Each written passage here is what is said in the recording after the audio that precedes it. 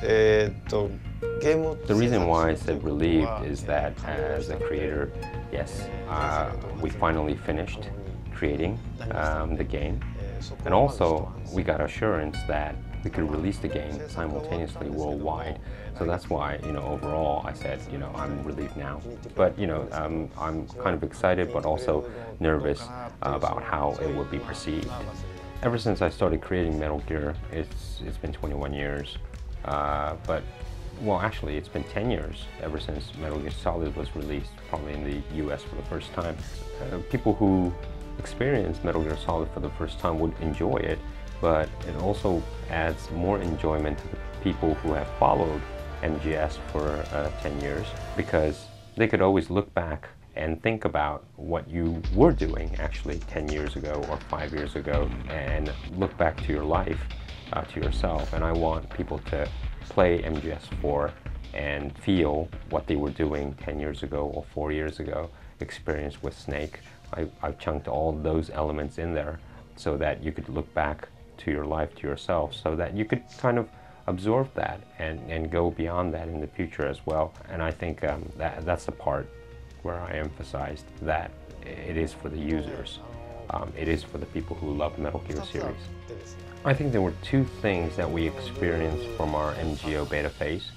One is the software side, where, whether it's game rules or controls of the game of Metal Gear Online, the specs, I think there's a need that we need to rethink here and there, because, we got evaluations from the users, valuable voices, which we thought this would work, but, the voices said that this doesn't work, and things like that, on the software side.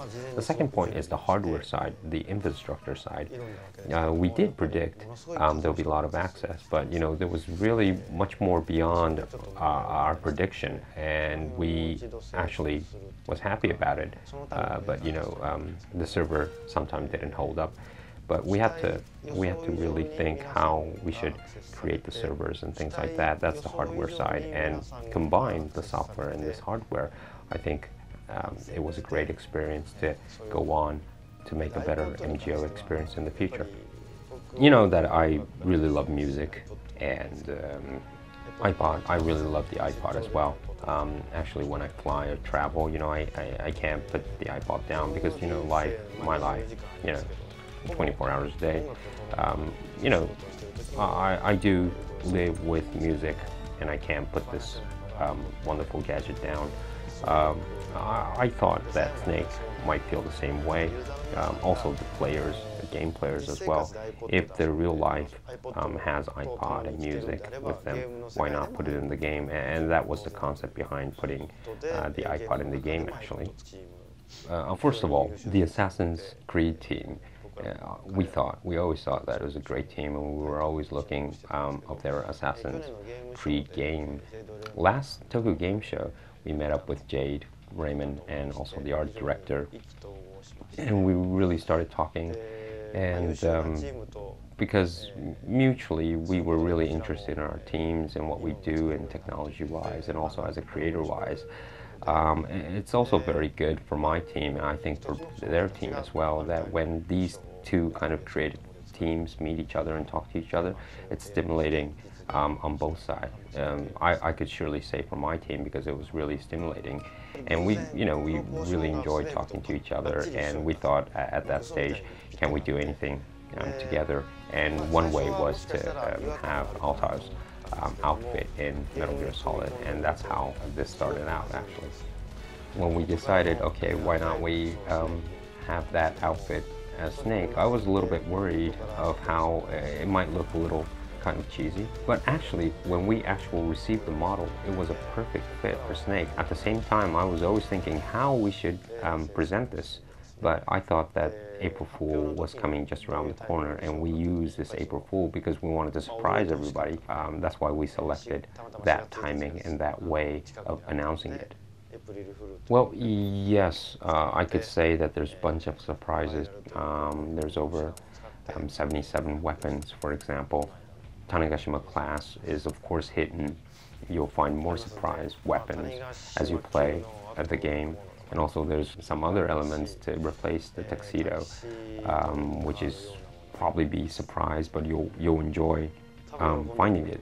Also, in the game, there's a octo camo suit. There's a face camo hidden as well that changes the form of the face. I can't really say in detail which kind of face that it could form, but you'll have fun with this face camo too.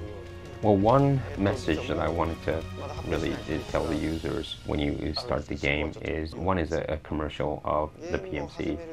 When you start the game, there's a high-res element, there's a 5.1 element, there's a next-gen element that I had to consider when creating MGS4, and this kind of live entertainment is definitely the way to go of the games in the future. I wanted to put that message in there.